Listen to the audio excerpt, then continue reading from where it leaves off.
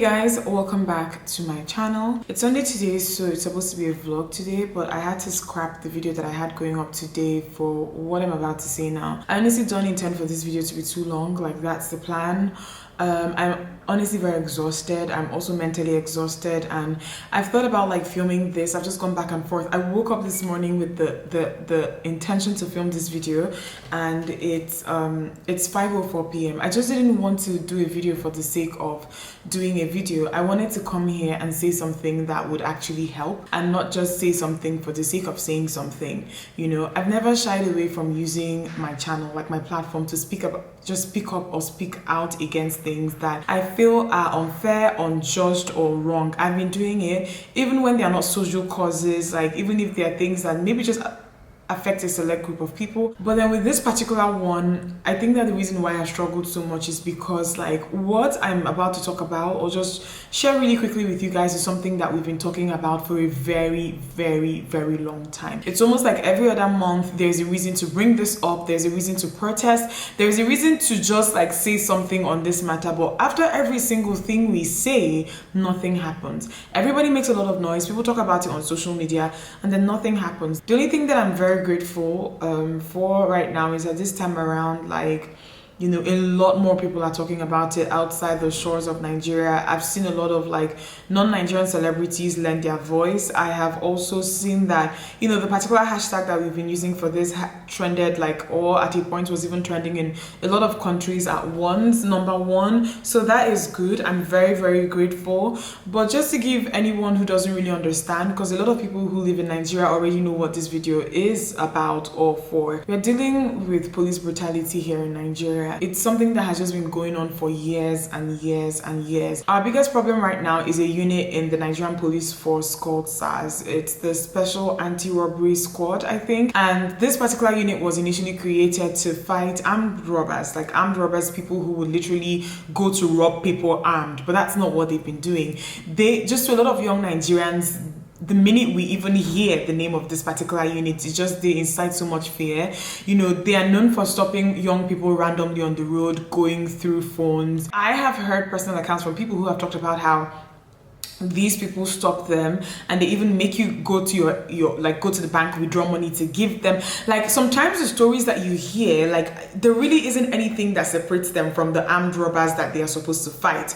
Just going from by personal accounts that I have heard so far. What kind of country do we live in that we just fear law enforcement so much? Anybody in uniform, we fear them so much. I personally, thankfully, I've never encountered SARS one-on-one, but I have had encounters with, you know, the Nigerian police and LASMA and a couple of all these people who are kind of law enforcement.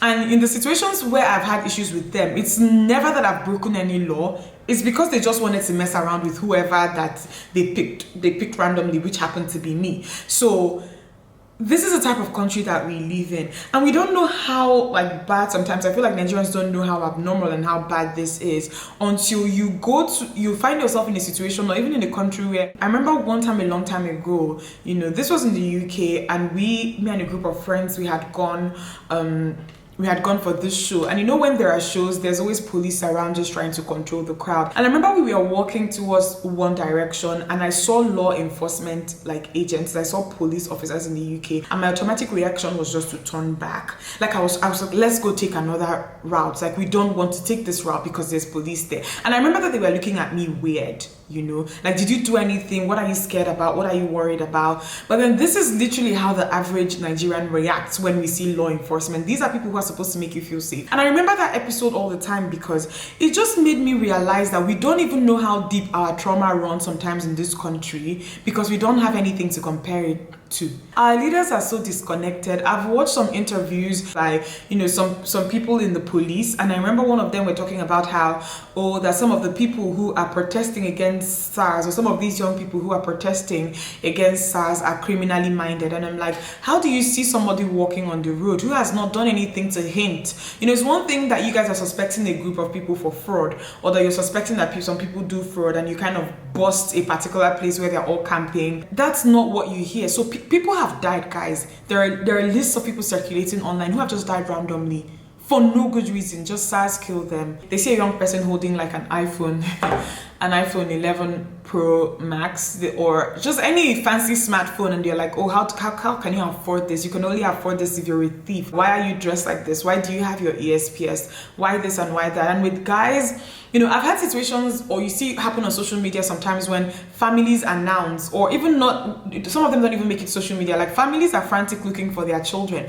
They don't know where their children are. They are looking for their kids, and then you're even worried thinking that they've been kidnapped. What's happened is that they're being detained by Sars, because what happens sometimes when Sars carry these people is they're not allowed to make calls. They're not even allowed to call family members. Like sometimes when they detain them, you know, like they're as good as people who have been kidnapped till they are done with them, and then they let them go. But then their family members and people who love them are looking for them. Normally, if you pick somebody up, you know, at least you're allowed a call to tell your family members that I've been picked up by law enforcement, or that I broke a law and these people are holding me. That's not even what happens. You're just detained without any, like, even you, they're detaining you. You don't understand why you've been detained. And the people who are looking for you don't know that you've been detained.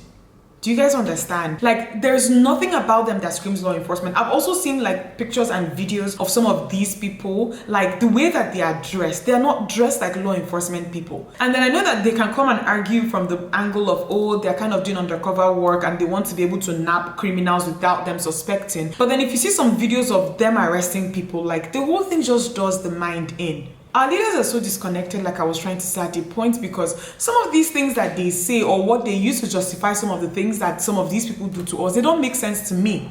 How do you not understand how the internet works, or how financial fraud works, or how financial crime works, or how a couple of all these things just work, that you think that the best way to actually catch people who are stealing from others on the internet is to stop young people randomly? People are scared of going out and people are dying. Last time I came to talk to you guys about a situation like this, I brought up Tina. Tina was a girl who was killed just around the time that Lagos State government had just started their curfew. She was going home. The bus driver had an altercation with the police officer. He just started firing at the bus. Who does that? And this girl died. You know, if you read accounts and stories from women who have been detained and survive it and come out, their own is even like 10 times worse, because it doesn't end with physical abuse. There's some sexual abuse thrown into the whole thing. So this is just to just give you guys context so that you guys understand. We are really like worried, and we are really scared. We're asking the government to scrap this unit. I know that they're currently now talking about reform, but then I don't even think that reform will cut it. Reform is not going to cut anything, you know, because for you to be talking about reform, you know, I feel like there has to be certain structures set in place. Like, to me, I can't see it from here. It's also so crazy to me that when this thing started happening, our parents didn't even know that there was anything going on. A lot of us can actually confirm this, that because I woke up to this yesterday morning, and social media to me felt like it was on fire. A lot of people were talking on Twitter, sharing videos, sharing pictures of what was going on and what had happened. And because mainstream media, the media houses, were not showing anything on TV, adults and people who belong to a certain generation didn't even know that anything was going on. It took social media and a lot of us tagging international media houses, and a lot of them joined. Normally when I do this type of videos, I just like to give you guys information that you guys can actually do things with, and that's what I'm going to do. But I'm just going to say, everybody, please lend your voice to this. Share on whatever social media platform that you feel that you have following on, or you believe you have impact on. You know, Twitter is usually my favorite thing for these things, because Twitter has a very good trending page that actually allows people in different parts of the world to see what is trending worldwide. If you're not on Twitter, use Instagram, you know, just kind of tell people so that people will just share. Please use the hashtags that I'm going to put on the screen when you share these posts. If you're someone who has just, like, if you're Nigerian in the diaspora, I also please encourage you to say something. It's very, very important. Like, information about what is going on is all over the internet. It's not something that you have to do extensive research on just to understand. Lagos tends to pop during Christmas. Everybody comes back for the parties, and then, you know, they go. If you've ever come back to Nigeria during December to enjoy, like, just the party scene, the social scene, even not in December, if you've come to Nigeria, if you've come often, please lend your voice to this. Like, I just feel like we should all use our voices, just say something. This could also easily happen to you. The fact that you've not experienced it before does not mean that there's anything like even heavily protecting it from happening to you the next time you show up here. So please use your voice. I'm honestly begging. If you cannot protest, because there's a lot of protests going on, people are going out, we're organizing things, people are also protesting in different parts of the world. I've seen people organizing protests in London, New York, and a couple of places just lending their voices. If you cannot go out to protest, there's so many other ways. It's not just by going out physically. If you can go out physically, that's also perfect. It will help a lot. But if you cannot do, because people actually have physical reasons why they cannot go out, and that's completely fine. And even if it's not like a physical thing, your work, or there's certain things that could actually make it impossible for you. If you cannot, you can also use social media, retweet tweets with the hashtag, try to amplify what is going on. Another way is to donate, just donate money to support, like, you know, the protests that we have going on, and even to just help protesters who are protesting. It could be feeding, it could be just like with first aid and a couple of things, just protest. I have two that I already know. There's a Feminist Coalition one. I'm going to have the donation link in the description box. There's a FLUTTERWAVE Endsars link, a donation link. I'm going to leave that in the description box as well. There's also one that FK them started it just yesterday, that they started it to feed protesters with. I'm also going to, they've received so much money, but I'm going to confirm if they still are taking donations, and I'm going to leave the link or the details for the donation in the description box. Gender-based violence is a very big thing here, and just the night before protests broke out, there's a police officer who had a physical altercation or whatever, I don't know what happened,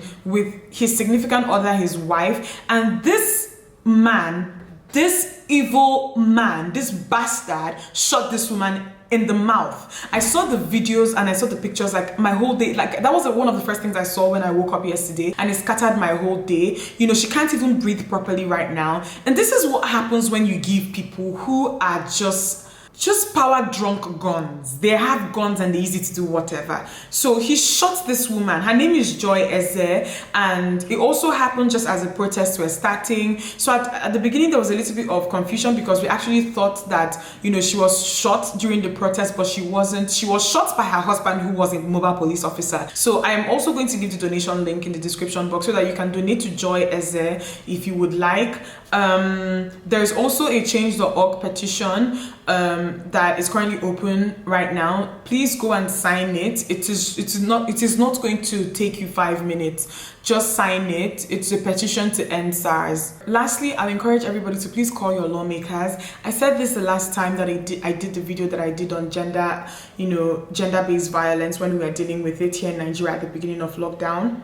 A lot of us don't actually know that we can access these numbers, and a lot of people who didn't know found out the first time, I think, around the time we had issues around gender-based violence, when, you know, a lot of women had been killed at the beginning of lockdown, and some senator, I remember, said something about how, oh, women should dress better. It's just like coming out now that this whole thing is happening, and telling, oh guys, start cutting your hair neatly so that Sars will stop attacking you. It was that's something the senator literally said at the time, that, oh, if women dress better, maybe they wouldn't be raped as much. And then people call, like, he got so much calls that he had to come out and issue a public apology. So you can actually call your lawmakers. You can call them, you can text them, you can email them, you can. So find out who your lawmakers, who is representing your local government areas, or just whatever parts, and try to call them and just say how you feel. And I'll also encourage just non-Nigerians, like, I know that I've already talked about like Nigerians in the diaspora, or people who come to Nigeria often.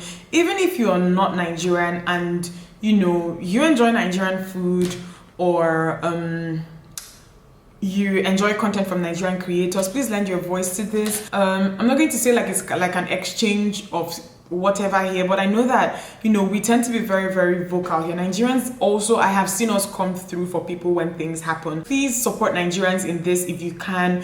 Just tweet something and use that hashtag, or share something on social media and use the Endsars hashtag. I really appreciate it, and yeah, that's basically it. This is just an appeal and just to kind of create awareness and tell you guys what is going on. The video that was supposed to go up today, I've moved it to next Sunday. So yeah, that's just it. I'll see you guys in my next one.